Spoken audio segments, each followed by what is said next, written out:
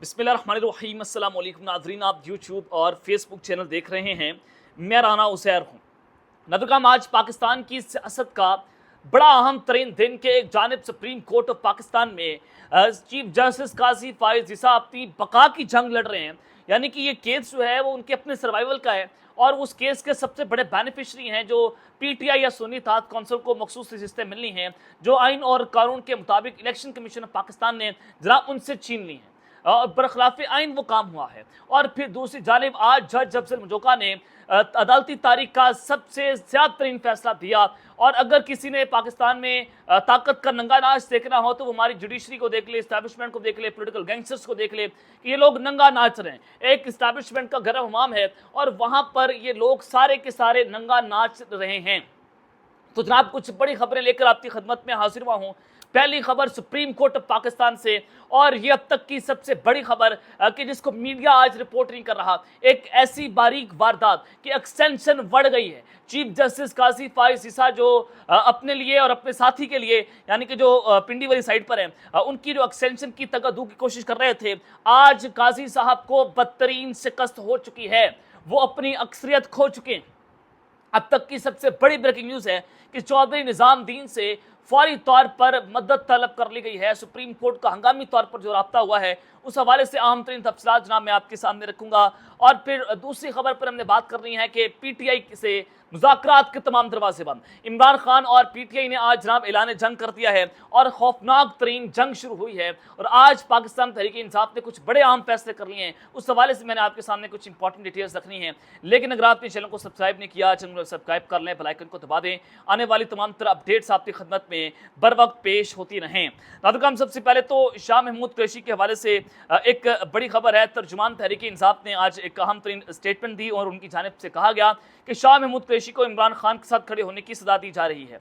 शाह महमूद कुरैशी के खिलाफ मुश्तरका तहकीकाती टीम को तहकीकात को मुस्तरद करते हैं। शाह महमूद कुरैशी साहब जो कि 9 मई के दिन कराची में मौजूद थे, अपनी बीवी उनका कोई इलाज चल रहा था, वो हॉस्पिटल में दाखिल थी, वो उनके साथ मौजूद थे। शाह महमूद कुरैशी साहब को 9 मई के केसेस में मुर्दे इल्ज़ाम ठहरा दिया गया है, कसूरवार ठहरा दिया गया है। ये पाकिस्तान का निज़ाम इंसाफ है। और जनाब तहरीक इंसाफ के तर्जुमान ने कहा कि अदालतें जंगल राज का नोटिस लें, आइन कानून बहाल करवाकर इंसाफ कायम किया जाए। और जनाब उन्होंने जो है वो मजीद ये कहा कि शाह महमूद कुरैशी को कानून और इंसाफ कत्ल में सूरत का करार देकर उस तहकीकात को हम मुस्तरद करते हैं। और शाह महमूद कुरैशी को इमरान खान की तरह बदतरीन सियासी इंतकाम और रियासती जबर फस्तायत के शिकंजे में वो कैद हैं। शाह महमूद कुरैशी को इमरान खान और उनकी हकीकी आज़ादी के झंडे के साथ खड़े होने की सदा दी जा रही है।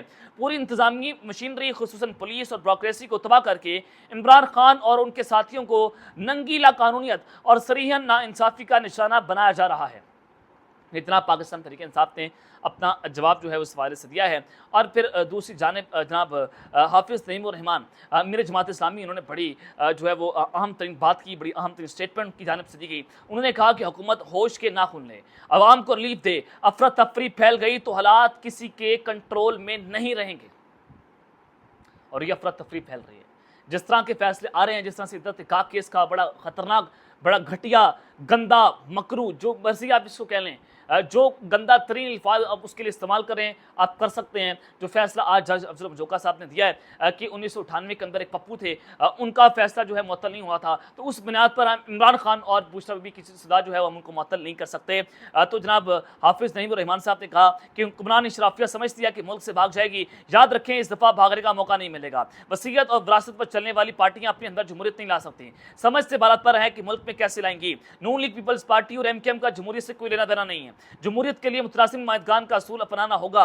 इलेक्शन इस्लाहात होनी चाहिए, लोकल बॉडीज बहाल करके इख्तियारात दिए जाएं, तुलबा यूनियन में पाबंदी हटाई जाए, मजदूर यूनियन को मजबूत बनाना होगा और लैंड रिफॉर्म्स, किसानों के हकूक और अंग्रेजों की इताअत करता जागीरें वापस लेना होंगी।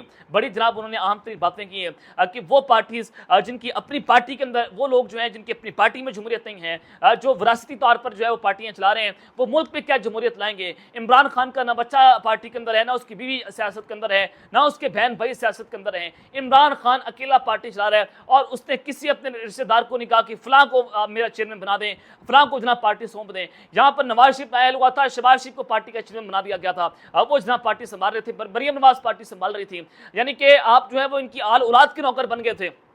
इमरान खान साहब ने इस दो पार्टी सिस्टम को, इन दो खानदानों के सिस्टम को तबाह बर्बाद किया, इनको तोड़ा और एक तीसरी कुव्वत जो है वो सामने आई जिसका नाम इमरान अहमद खान न्याजी था। अब जनाब एक और आपको जो है वो मैं आपको खबर देना चाह रहा हूँ। अल जज़ीरा क्या इस हवाले से रिपोर्ट कर रहा है जो आज इमरान खान साहब को सजा दी गई है इद्दत निकाह केस में। अल जज़ीरा लिखता है कि this case is disgusting at all levels. इस केस की आला सतह पर, हर सतह के ऊपर जो है वो ये केस काबिल मजम्मत है और जिस भोंडे तरीके से इमरान खान को इद्दत निकाह केस में जो है वो सजा दी गई है। और इन्होंने कहा कि इमरान खान को बुशरा बीबी से शादी करने पर जो है वो उनको जेल के अंदर रखा गया है। अल जज़ीरा ये बात कर रहा है। वॉइस ऑफ अमेरिका रिपोर्ट करता है कि सिस्टम इमरान खान की राय का मुतम्मिल नहीं हो सकता। अमरीकी नशरियाती इदारा है, यानी कि इंटरनेशनल मीडिया, सारे का सारा मीडिया इस वक्त इमरान खान की तरफ उसकी तवज्जो थी। वो एक ही बात कर रहा है कि सिस्टम इमरान खान से डरता है, खौफ इमरान है और इस वजह से ये लोग इमरान खान को जेल से बाहर नहीं निकाल रहे। यहाँ पर भारी जिम्मेदारी किसकी आयद होती है?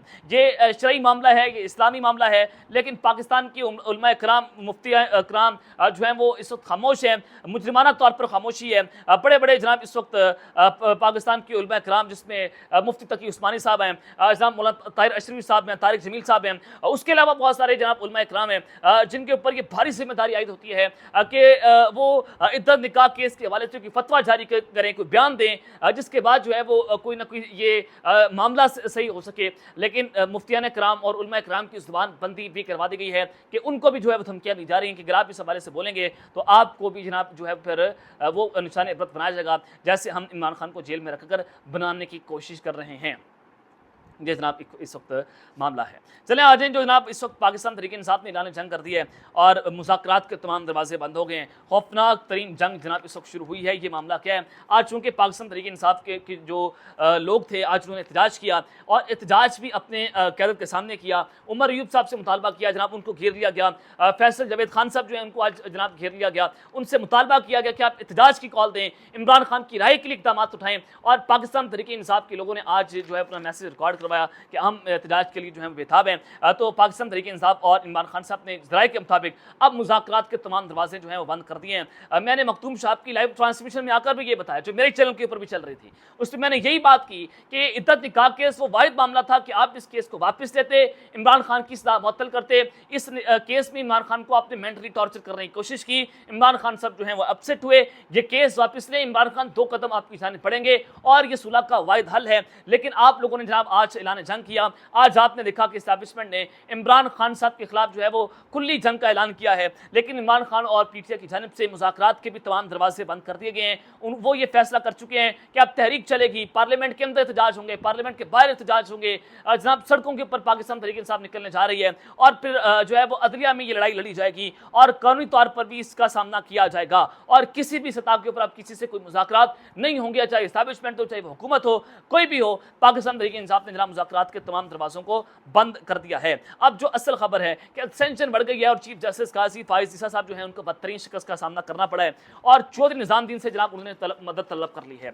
सुप्रीम कोर्ट ऑफ पाकिस्तान में अहम तरीन केस की समाज चल रही है। वो केस है सुन्नी इत्तेहाद कौंसिल या पीटीआई को मखसूस नशिस्तें देने का मामला। जनाब पीटीआई को मखसूस नशिस्तें नहीं दी गई थी। आइन और कानून के मुताबिक जो है वो पीटीआई को ये मखसूस नशिस्तें मिलनी चाहिए थी, लेकिन आप सबको पता है कि इस केस के बेनिफिशियरी चीफ जस्टिस साहब हैं और अगर पीटीआई को या सुन्नी इत्तेहाद कौंसिल को मखसूस नशिस्तें मिलती हैं तो एक्सटेंशन बढ़ जाएगी।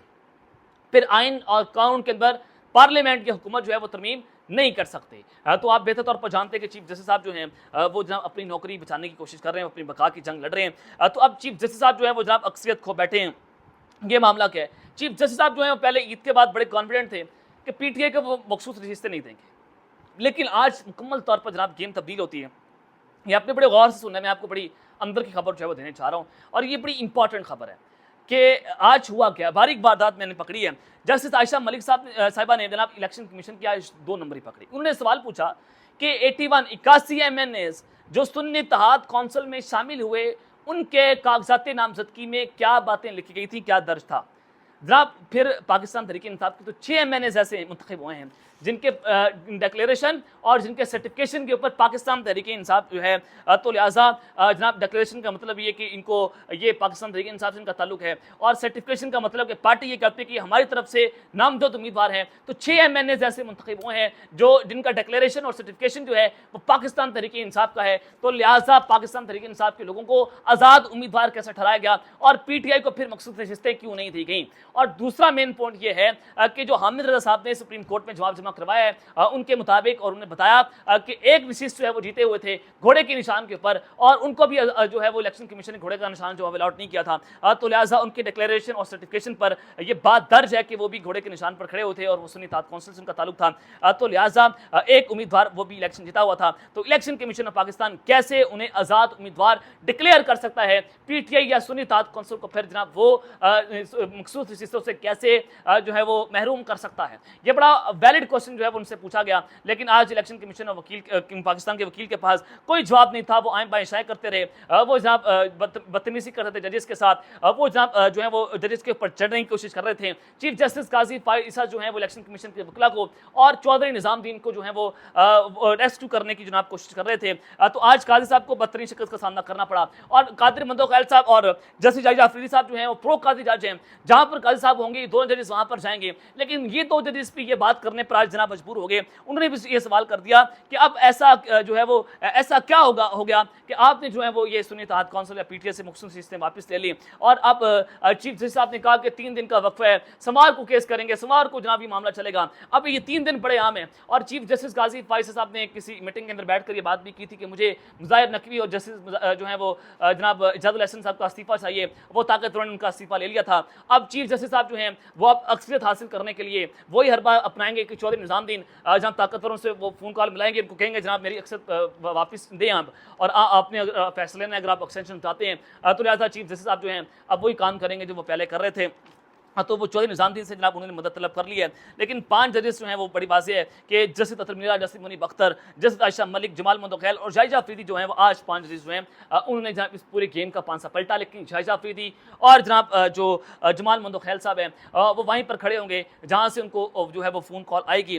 तो ये इस वक्त की सूरत हाल है जो मैंने आपके सामने रखी है। अब तक के लिए अपना ख्याल रखिएगा और अपने आज़मी ख्याल रखें। अल्लाह ने के बाद पाकिस्तान जिंदाबाद।